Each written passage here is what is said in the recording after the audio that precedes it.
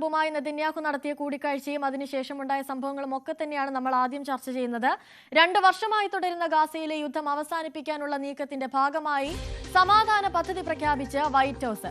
Israel പ്രധാനമന്ത്രി Benjamin Netanyahu White ഹൌസിലെത്തി US president Donald ട്രംപുമായി കൂടിക്കാഴ്ച നടത്തിയതിന് പിന്നാലെയാണ് സമാധാന പദ്ധതി പുറത്തിറക്കിയത്. ഗാസ വെടിനിർത്തലിന് US തയ്യാറാക്കിയ പദ്ധതി ഇസ്രായേൽ അംഗീകരിച്ചു. അതേസമയം ട്രംപിന്റെ വെടിനിർത്തൽ പദ്ധതി ഹമാസ് നിരസിച്ചാൽ ഇസ്രായേൽ ജോലി പൂർത്തിയാക്കുമെന്ന മുന്നറിയിപ്പ് നെതന്യാഹു നൽകി. അതിനിടെ ദോഹയിൽ നടത്തിയ ആക്രമണത്തിന് നെതന്യാഹു ക്ഷമാപണം നടത്തി. ഖത്തർ പ്രധാനമന്ത്രി ഷെയ്ഖ് മുഹമ്മദ് ബിൻ അബ്ദുൾ റഹ്മാൻ അൽ താനിയോട് വൈറ്റ് ഹൌസിൽ നിന്ന് ഫോൺ വഴിയാണ് ക്ഷമാപണം നടത്തിയത്. വിവരങ്ങളുമായി MG മിഥുൻ ചേരുന്നുണ്ട്. മിഥുൻ, ഇസ്രായേൽ അംഗീകരിച്ചാൽ മാത്രം പോരാ ഈ സമാധാന കരാർ, അത് ഗാസ അംഗീകരിക്കണം, അത് എത്രത്തോളം പ്രാവർത്തികമാകുമെന്നറിയണം. ഇങ്ങനെയുള്ള നിരവധി ചോദ്യങ്ങൾ നിലനിൽക്കുകയല്ലേ? അനുശ്രീ, ഗാസയിൽ എന്തായാലും സമാധാനം പുനഃസ്ഥാപിക്കുമെന്നുള്ള അല്ലെങ്കിൽ അത്തരത്തിലുള്ളൊരു നീക്കം ഉടൻ ഉണ്ടാകുമെന്നുള്ള പ്രതീക്ഷ നൽകുന്ന ചില വിവരങ്ങളാണ് കഴിഞ്ഞ ദിവസം പുറത്തു വന്നിരിക്കുന്നത്. സംബന്ധിച്ചുള്ള വിശദമായ ഒരു പദ്ധതി ട്രംപ് ഭരണകൂടം തയ്യാറാക്കിയിട്ടുണ്ട്. അതിൻ്റെ വിശദാംശങ്ങളൊക്കെ വൈറ്റ് ഹൗസ് പുറത്തുവിടുകയും ചെയ്തിട്ടുണ്ട്. 20 നിർദ്ദേശങ്ങളാണ് ഈ ഒരു പദ്ധതിയുടെ ഭാഗമായി ട്രംപ് മുന്നോട്ട് വെച്ചിരിക്കുന്നത്. അതിൽ ഏറ്റവും പ്രധാനപ്പെട്ടത് അയൽക്കാർക്ക് ഒരു ഭീഷണിയും ഉയർത്താത്ത ഒരു തീവ്രവാദത്തെ വിമുക്ത മേഖലയാക്കി ഗാസയെ മാറ്റുക എന്നുള്ളതാണ് ഒരു നിർദ്ദേശം. രണ്ടാമത്തേതായിട്ടുള്ളത് ഗാസയിലെ ജനങ്ങൾക്ക് വേണ്ടി വികസന പ്രവർത്തനം നടത്തുക എന്നുള്ള ഒരു ലക്ഷ്യമുണ്ട്. മൂന്നാമതായി ഇരുപക്ഷവും ഈ നിർദ്ദേശം അംഗീകരിച്ചാൽ യുദ്ധം ഉടൻ അവസാനിക്കും. ബന്ദികളെ മോചിപ്പിക്കുന്നതിന് തയ്യാറെടുക്കുന്നതിനായി ഇസ്രായേൽ സൈന്യം അവിടെ നിന്ന് പിൻവാങ്ങും.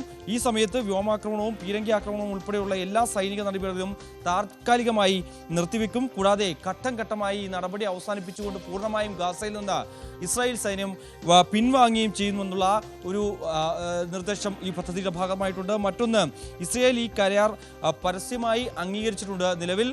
അതിനുശേഷം ഇനിയുള്ള മണിക്കൂറുകൾ വളരെ നിർണായകമാണ്. അതായത് ഇസ്രായേൽ മുന്നോട്ട് വെച്ചിരിക്കുന്നത് 72 മണിക്കൂറിനുള്ളിൽ ജീവിച്ചിരിക്കുന്നവരും മരിച്ചവരുമായ എല്ലാ ബന്ദികളെയും തിരികെ നൽകണം എന്നുള്ള ആവശ്യം ഈ ഒരു കരാറിൻ്റെ അല്ലെങ്കിൽ ഈ പദ്ധതിയുടെ ഭാഗമായി മുന്നോട്ട് വെക്കുന്നുണ്ട്. എല്ലാ ബന്ദികളെയും ഹമാസ് വിട്ടയച്ചു കഴിഞ്ഞാൽ 250 ജീവപര്യന്തം തടവുകാരെയും ഒപ്പം തന്നെ 2023 ഒക്ടോബർ 7 ശേഷം തടവിലാക്കപ്പെട്ട 1700 ഗാസക്കാരെയും ഇസ്രായേൽ വിട്ടയക്കും എന്നുള്ളതാണ്.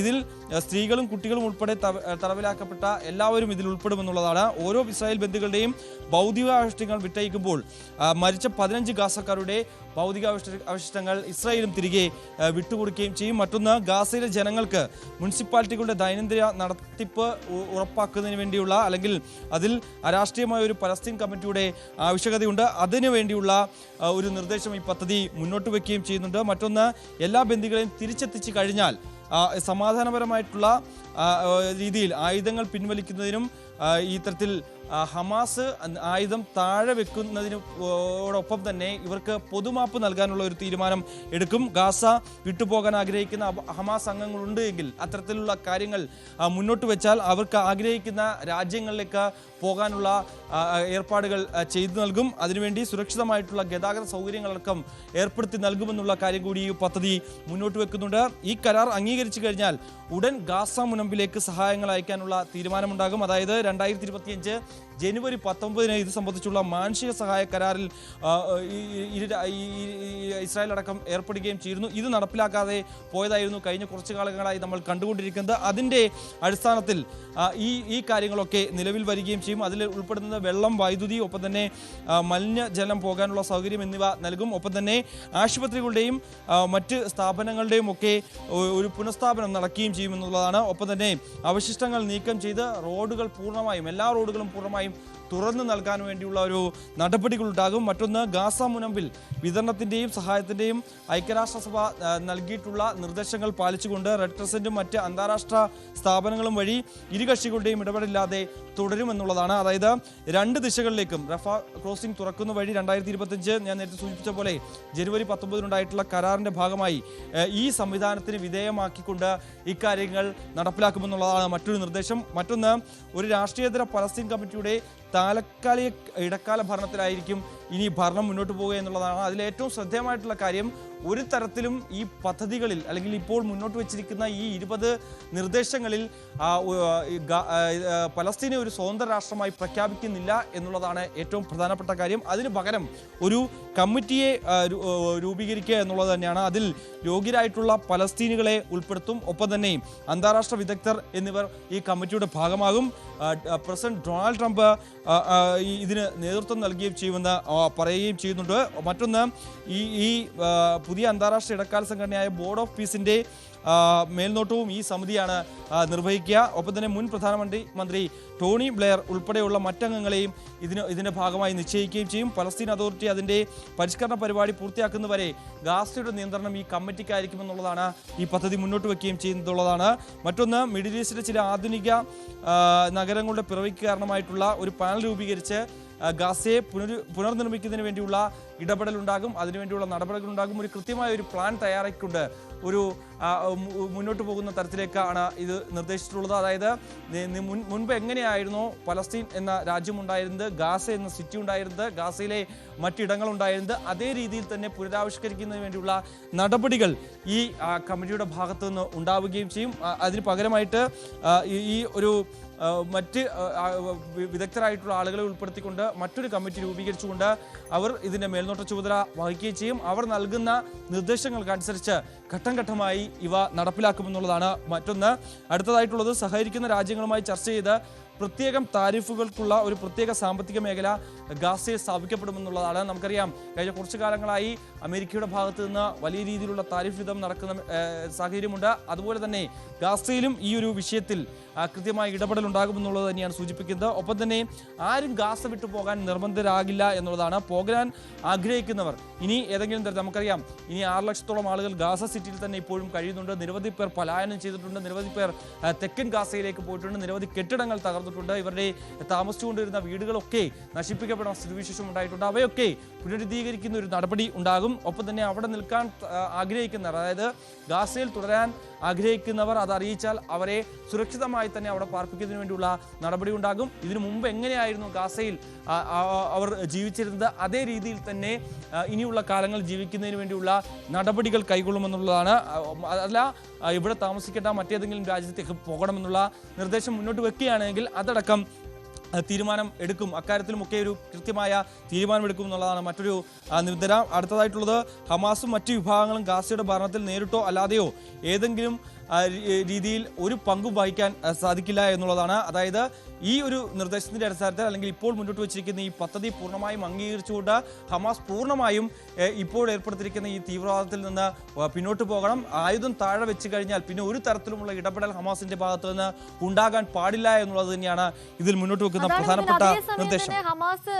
ഹമാസ് ഇത് അംഗീകരിച്ചില്ലെങ്കിൽ ഇസ്രയേൽ അതിന്റെ നടപടികളുമായി മുന്നോട്ട് പോകുമെന്നൊരു മുന്നറിയിപ്പ് കൂടി നെതന്യാഹു നേരത്തെ അറിയിക്കുന്നുണ്ട്. തീർച്ചയായും അനുശ്രീ, അതായത് ഈ നിർദ്ദേശങ്ങളൊക്കെ കൃത്യമായി ഇസ്രയേൽ പാലിക്കുന്നുണ്ട് എന്നുള്ളതാണ്. ഇസ്രയേൽ അത് അംഗീകരിക്കുകയും ചെയ്യുന്നുണ്ടെന്ന് തന്നെയാണ്.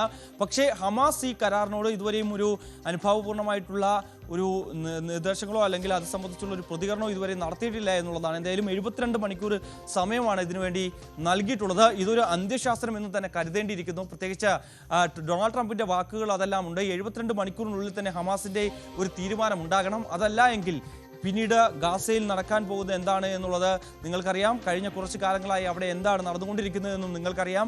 അതുകൊണ്ട് തന്നെ പിന്നീട് ഈ ഒരു തരത്തിലുള്ള ചർച്ചയ്ക്കും തങ്ങൾ തയ്യാറല്ല എന്ന രീതിയിലുള്ള ചില പരാമർശമാണ് ഡൊണാൾഡ് ട്രംപിന്റെ ഭാഗത്തുനിന്ന് ഉണ്ടാവുകയും ചെയ്തത്. പക്ഷേ നെതന്യാഹുവിന്റെ ഭാഗത്തുനിന്ന് ഉണ്ടായിരിക്കുന്ന ഒരു ഭീഷണി സ്വരത്തിൽ എന്ന രീതിയിൽ തന്നെയാണ് ഹമാസ് ഇതിനെ അംഗീകരിച്ചില്ല എങ്കിൽ ഉന്മൂലനം ചെയ്തു കളയും എന്നുള്ള രീതിയിലാണ് ഇപ്പോൾ തുടർന്നുകൊണ്ടിരിക്കുന്ന എയർ സ്ട്രൈക്ക് ഉൾപ്പെടെയുള്ള ആ രീതിയിലുള്ള ആക്രമണം അതിൻ്റെ തോത് ഇനിയും വർദ്ധിക്കും. ആ രീതിയിൽ കുറച്ചുകൂടി, അതായത് ഇസ്രായേൽ സൈന്യം നൽകുന്ന വിവരങ്ങൾ അനുസരിച്ച് 2 മാസക്കാലത്തോളം വേണ്ടിവരും ഈ ഗാസ സിറ്റി ഉൾപ്പെടെ പൂർണ്ണമായും ഒഴിപ്പിക്കാൻ, അല്ലെങ്കിൽ അത് പൂർണ്ണമായും തങ്ങളുടെ പരിധിയിലേക്ക് എടുക്കാൻ എന്നുള്ളതാണ്.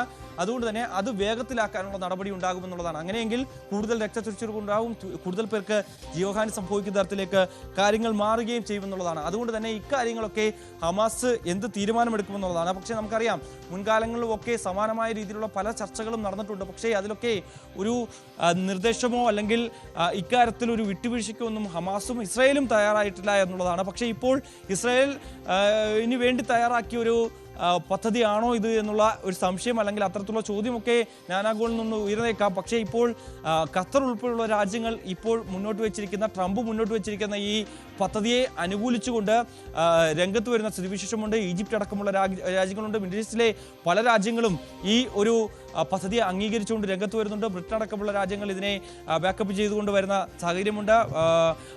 അത്തരത്തിൽ മറ്റ് രാജ്യങ്ങൾ ഇപ്പോൾ ട്രംപ് വെച്ചിരിക്കുന്ന ഈ സമവായ ഫോർമുല എന്ന് നമുക്ക് ഇതിനെ വിശേഷിപ്പിക്കാം. ആ സമവായ ഫോർമുലയെ അംഗീകരിച്ചുകൊണ്ട് രംഗത്ത് വരുന്നു. അപ്പോൾ ഒരു തരത്തിലും ഹമാസിന് ഇതിനെ അംഗീകരിക്കാനോ അല്ലെങ്കിൽ ഇതിൽ നിന്ന് വിട്ടുനിൽക്കാനോ സാധിക്കാത്തൊരു പശ്ചാത്തലമുണ്ട്. അങ്ങനെയെങ്കിൽ ഈ രീതിയിൽ മുന്നോട്ട് പോയില്ല എങ്കിൽ, ഒരുപക്ഷേ ഹമാസ് ഇക്കാര്യത്തിൽ ഒരു അനുകൂല നിലപാട് സ്വീകരിച്ചില്ല എങ്കിൽ ഇപ്പോഴുണ്ടായിരിക്കുന്ന ലോകരാജ്യങ്ങളുടെ പിന്തുണ ഉണ്ടാകില്ല എന്നുള്ളതാണ് ഏറ്റവും പ്രധാനപ്പെട്ട കാര്യം. പ്രത്യേകിച്ച് നമുക്കറിയാം വംശഹത്യ എന്ന രീതിയിലായിരുന്നു ഐക്യരാഷ്ട്രസഭ അടക്കം ഈ ഒരു ഇസ്രായേലിന്റെ നടപടിയെ വിശേഷിപ്പിക്കുകയും ചെയ്തത്. അത്രത്തോളം വലിയ ക്രൂരതയാണ് ഇസ്രായേൽ സൈന്യം ഗാസയിൽ നടത്തിക്കൊണ്ടുവരികയും ചെയ്തത്. പക്ഷേ ഈ ഒരു വിഷയത്തിൽ ഇപ്പോൾ ഇസ്രായേൽ കൈക്കൊണ്ടിരിക്കുന്ന തീരുമാനത്തിന് അനുകൂലമായിട്ടുള്ള നടപടി ഹമാസ് സ്വീകരിച്ചില്ല എങ്കിൽ അതിന്റെ പ്രത്യാഘാതങ്ങൾ വലുതായിരിക്കും. അത് മുന്നിൽ കണ്ടുകൊണ്ടാണ് ഇത്തരത്തിൽ മറ്റു രാജ്യങ്ങളും രംഗത്ത് വരികയും ചെയ്തിരിക്കുന്നത്. അങ്ങനെയെങ്കിൽ ഹമാസ് ആയുധം താഴെ വെക്കാതെ ഈ ഒരു യുദ്ധം അവസാനിപ്പിക്കില്ല എന്ന നിലപാടിൽ ഇസ്രായേൽ തുടർന്നു പോവുകയും ചെയ്യും. അങ്ങനെയെങ്കിൽ ഇനി എന്ത് നടപടികളായിരിക്കാം കൈക്കൊള്ളാൻ പോകുന്നതെന്നൊക്കെ നമുക്ക് കാത്തിരിന്ന് കാണേണ്ടി വരുന്ന ഒരു സാഹചര്യമാണ്.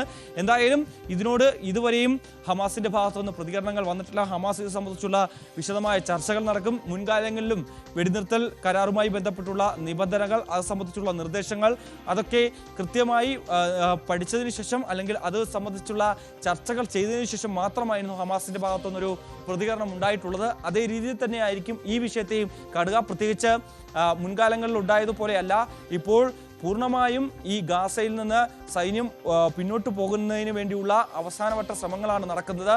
അതിനെ ആ ഒരു ശ്രമങ്ങളെ കണ്ടില്ലെന്ന് നടിക്കാൻ ഹമാസിനുമാകില്ല എന്നുള്ളത് തന്നെയാണ്. അങ്ങനെയെങ്കിൽ ഒരു അനുകൂല നടപടി അല്ലെങ്കിൽ ഒരു അനുകൂല തീരുമാനം ഹമാസിന്റെ ഭാഗത്തുനിന്ന് ഉണ്ടാകുമെന്നാണ് പ്രതീക്ഷിച്ചത്. പക്ഷേ പ്രത്യേകിച്ച് പലസ്തീൻ എന്ന രാഷ്ട്രം സ്വതന്ത്ര രാഷ്ട്രമായി പ്രഖ്യാപിക്കണമെന്നുള്ള ചില നിബന്ധനകൾ സ്വാഭാവികമായും ഹമാസ് മുന്നോട്ട് വെക്കാനുള്ള സാധ്യതയുണ്ട്. അതൊക്കെ അംഗീകരിക്കുമോ അല്ലെങ്കിൽ ഇപ്പോൾ മുന്നോട്ട് വെച്ചിരിക്കുന്ന പദ്ധതി പ്രകാരം മുന്നോട്ട് പോകുമോ എന്നൊക്കെ നമുക്ക് കണ്ടറിയേണ്ടിയിരിക്കുന്നു. അനുസരിച്ച് അതാ മിഥുൻ, അതുപോലെ തന്നെ ഈ ഗാസയിലെ ആക്രമണത്തിൽ ട്രംപിന്റെ ഇടപെടൽ ലക്ഷ്യം കാണുന്നു. അതുപോലെ തന്നെ ദോഹയിൽ നടത്തിയ ആക്രമണത്തിൽ നെതന്യാഹു ക്ഷമാപണം നടത്തുന്നു. അതിലും ട്രംപിന്റെ ഇടപെടൽ പ്രസക്തമല്ലേ വളരെയധികം?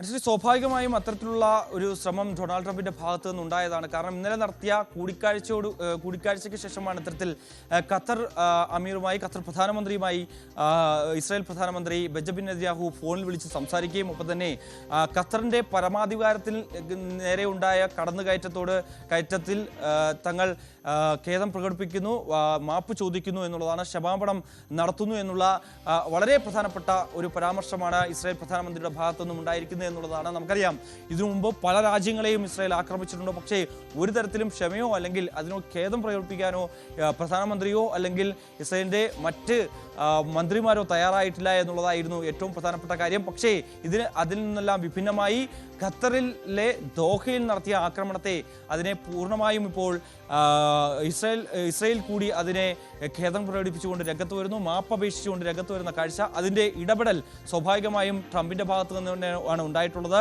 കാരണം ഈ ആക്രമണം ഉണ്ടായതിന് തൊട്ടു പിന്നാലെ തന്നെ ഖത്തറും അമീറുമായി ഡൊണാൾഡ് ട്രംപ് ഫോണിൽ സംസാരിക്കുകയും ഒപ്പം തന്നെ ഇനിയൊരു ഇത്തരത്തിലുള്ള ഒരു ആക്രമണം ഒരു തരത്തിലും ഖത്തറിന്റെ മണ്ണിൽ ഉണ്ടാകില്ല എന്നുള്ള ചില ഉറപ്പുകൾ ഡൊണാൾഡ് ട്രംപ് നൽകുകയും ചെയ്തിരുന്നു. പക്ഷേ ഈ ഒരു ആക്രമണത്തെ മുൻകൂട്ടി അമേരിക്ക അറിയുകയും ചെയ്തതാണ്. പക്ഷേ അതിനൊരു ഖത്തറിനെ ഈ വിവരം അറിയിക്കണം എന്നുള്ളൊരു നിർദ്ദേശം വൈറ്റ് ഹൗസ് മുന്നോട്ട് വെക്കുകയും ചെയ്തിരുന്നു, ഡൊണാൾഡ് ട്രംപ് മുന്നോട്ട് വെക്കുകയും ചെയ്യുന്നു. പക്ഷേ അത് ഇസ്രായേൽ പാലിച്ചില്ല എന്ന തരത്തിലുള്ള ചില വിമർശനങ്ങൾ, അത്തരത്തിലുള്ള വിയോജിപ്പുകളൊക്കെ നേരത്തെ നേരത്തെ ഡൊണാൾഡ് ട്രംപ് രേഖപ്പെടുത്തുകയും ചെയ്തതാണ്. എന്തായാലും നിലവിൽ ഖത്തർ ആക്രമണത്തെ ഖേദം പ്രകടിപ്പിച്ചുകൊണ്ട് ഇസ്രായേൽ രംഗത്ത് വരുന്നു. എന്തായാലും ഇതെല്ലാം ഒരു ശുഭസൂചനയായി തന്നെ നമുക്ക് കരുതേണ്ടിയിരിക്കുന്നു. മിഡിൽ ഈസ്റ്റിലെ ഉണ്ടായിട്ടുള്ള കഴിഞ്ഞ കുറച്ച് കാലങ്ങളായിട്ടുണ്ടായിട്ടുള്ള അശാന്തി അതിലെല്ലാം തന്നെ ഒരു പരിഹാരമാകാൻ പോകുന്നു. ഗാസയിൽ യുദ്ധം അവസാനിക്കാനുള്ള നീക്കത്തിന്റെ ഭാഗമായി സമാധാന പദ്ധതി പ്രഖ്യാപിച്ചിരിക്കുകയാണ് വൈറ്റ് ഹൗസ്. ഇത് ഇസ്രായേൽ അംഗീകരിച്ചിരിക്കുന്നു എന്നുള്ള വിവരങ്ങളൊക്കെയാണ് പുറത്തുവരുന്നത്. കൂടുതൽ വിവരങ്ങൾ നൽകിയത് MG മിഥുനാണ്.